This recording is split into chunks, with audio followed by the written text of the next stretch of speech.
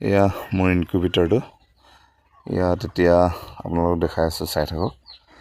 এয়া পোৱালি ওলোৱা আৰম্ভ হৈ গৈছে। ইয়াত মুৰ্গী কণী দিয়া আছিলে আৰু 4টা বটা চৰাই কণী মই বজাৰৰ পৰা কিনি আনিছিলোঁ খাবলৈ বুলি, তাৰে ইনকিউবেটৰত দি দিছিলোঁ। তাৰ ভিতৰত 3টা কণী বেয়াই হ'ল, ফাটি গ'ল। পুৰণা কণী আছিলে, হপায় গেছ হৈ ফাটি গ'ল। এটা তাৰে পোৱালি ওলালে আৰু বাকী মুৰ্গী পোৱালি এতিয়া ওলাই আছে ধুনীয়াকৈ। আৰু এইটো ইনকিউবেটৰটো মই নিজে বনোৱা, মোৰ আগৰ ভিডিঅ'ত আপোনালোকে চাব পাৰে। আৰু বাহিৰৰ পৰা পোৱালি আনি একো লাভ নাই, যিহেতু বাহিৰৰ পৰা পোৱালিবোৰ আহিলে বহুত দুৰ্বল বেমাৰী পোৱালি আহি যায় আৰু ৰেটো বহুত, আৰু যেতিয়া আহে মৰ্টেলিটিও বহুত হৈ যায়। সেইটো কাৰণে এতিয়া ঘৰতে যেতিয়া মুৰ্গীয়ে কণী পৰা আৰম্ভ কৰিছে, তাৰেই পোৱালি উলিয়াই আছোঁ ঘৰতে ইনকিউবেটৰত, আৰু কেতিয়াবা মুৰ্গীকো দি দিওঁ।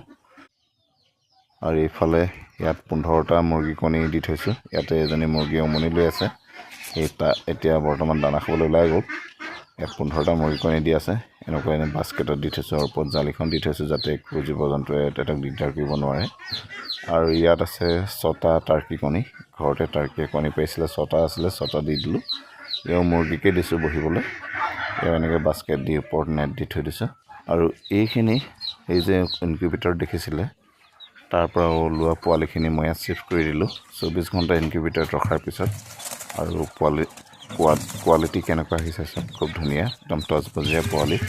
ইয়াৰ ভিতৰত মাত্ৰ এটা পোৱালি অলপ দুৰ্বল টাইপৰ আছিলে, সেইটো কেইদিনমান থাকি হয়তো মৃত্যু হৈ যাব, সি ভালদৰে চকুৰে নেদেখে। আৰু সেইটো বটা চৰাই পোৱালিটো খুব সৰু অকণমানি, মুৰ্গী পোৱালিতকৈ বহুত যথেষ্ট সৰু লাগিছে দেখাত। আৰু ইহঁতক এতিয়া মই গুৰ পানী আৰু এইফালে ষ্টাৰ্টাৰ দানাটোকে গুড়ি কৰি পিনে দি থৈছোঁ খাবলৈ। আৰু এইটো মই থাৰ্মকল বক্সতে সিহঁতক ঠাণ্ডা দিন কাৰণে ইয়াতে মই তেহেঁতক এতিয়া ব্ৰডিং কৰিছোঁ, কাৰণ ইয়াত বেছি পোৱালি নাই। টোটেল 31টা মুৰ্গী পোৱালি ওলাইছিলে আৰু এটা বটা চৰাই পোৱালি। আৰু সিহঁতক এতিয়া এনেকৈ 60 পাৱাৰ এটা বাল্ব দি হিট দি ৰাখিছোঁ।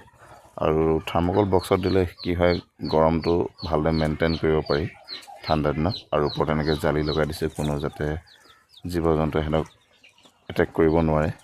আৰু এইখিনি পোৱালি মোৰ আজি সিহঁতৰ বয়স 24-25 দিনমান হ'ল। 3টা ভেকচিন কৰা হৈ গ'ল। এইটো ইয়াৰ আগৰ বেষ্ট আছিলে, মানে এতিয়া যিখিনি পোৱালি ওলাইছে তাৰ আগৰ বেষ্ট হয়তো 24-25 দিন হৈ গ'ল।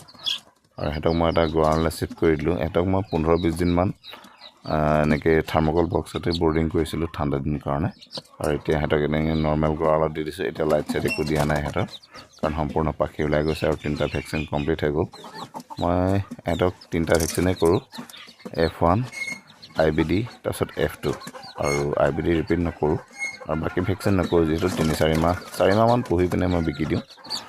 এইখিনি পোৱালিখিনি কোৱালিটি চব কি ধুনীয়া, আৰু চব পিয়ৰ লোকেল মুৰ্গী হয়। আৰু সিহঁতক এতিয়া মই ষ্টাৰ্টাৰ দানাৰ লগত চাউল মিক্স কৰি খাবলৈ দিওঁ। আৰু সপ্তাহত 3 দিনকৈ সিহঁতক মই ভিমাৰেল আৰু অষ্টফেট কেলছিয়ামটো মিক্স কৰি দিওঁ। আৰু কেতিয়াবা মাজে মাজে 2-এদিন এমবিপ্লেক্সটো দি থাকোঁ। এনেকৈ ৰাখোঁ।